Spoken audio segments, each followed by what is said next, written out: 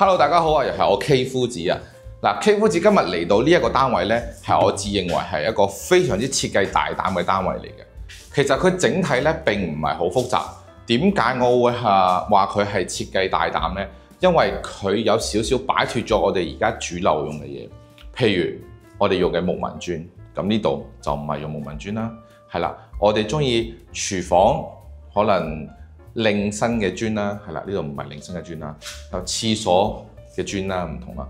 嗱，呢個單位喺磚上面嚟講有乜嘢唔同，而令我覺得設計非常之大膽。首先，你會見到佢用咗600乘1.2米嘅大磚啦，係啦，咁啊一路鋪，成個廳房都冇任何問題，係啦。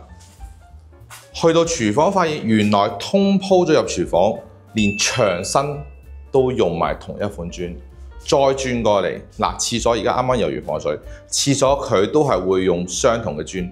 簡單啲嚟講，成屋得一款磚，係得一款磚，係啦。咁啊，成個空間咧就好通透嘅，好通透。但係呢個對我哋嚟講咧，其實我哋都驚嘅。點解咧？因為冇咗任何嘅其他點綴，淨係得一款磚。係啦，另外喺呢一款磚上面，咁再睇埋腳線，腳線咧，咁呢度又有少少唔同嘅喎。嗱，睇翻腳線啦，平時我哋做個腳線嘅高度咧，係會比呢個高好多嘅。今次我哋將呢個腳線嘅高度咧降低咗好多，降低咗好多。係啦，咁降低呢條腳線對我哋日常有冇影響咧？首先我哋拖地啦、抹地啦，其實都係做咗一個擋嘅作用。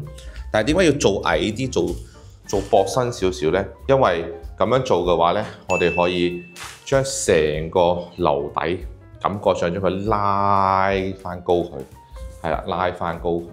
因為本身樓底唔高，將腳線稍微壓縮少少，咁佢嘅樓層高度睇落去就會視覺上就會高翻少少啦。嗱，呢個係一個睇翻個腳線，係啦。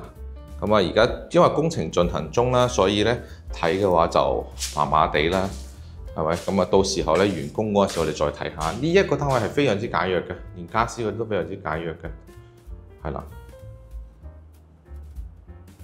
OK， 到時候完工再俾大家睇下呢個單位，睇下究竟有冇炒車啦。拜拜。